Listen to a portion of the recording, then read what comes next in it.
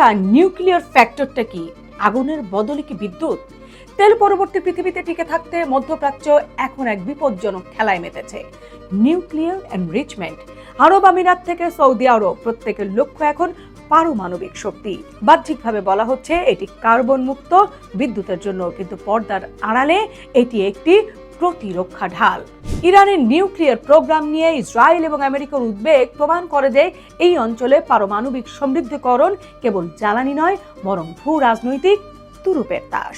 1938 সালের সেই সকালে যে তেলের ফোয়ারা সৌদি মরুভূমিকে ভিজিয়ে দিয়েছিল, তা এই অঞ্চলকে দিয়েছিল অসীম ক্ষমতা আর বিলাসিতা। কিন্তু আমরা ভুলে যাই, ইতিহাস বৃত্তের মতো করে ঘোরে। তেলের যোগান সীমিত, কিন্তু মানুষের ক্ষমতার লোভ কিন্তু অসীম।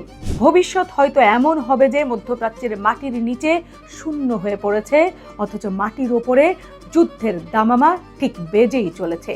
কখনো পানির জন্য, কখনো ধর্মের জন্য, আবার কখনো পরমাণু সক্ষমতার জন্য। পার্থক্য শুধু এতটুকুই, তেলের যুদ্ধের ফল ছিল রক্ত আর কালো ধোঁয়া, কিন্তু পরমাণু যুগের সংঘাতের ফল হতে পারে কেবলই ছাই আর দীর্ঘ নীরবতা। আমরা কি প্রস্তুত সেই নীরবতার জন্য?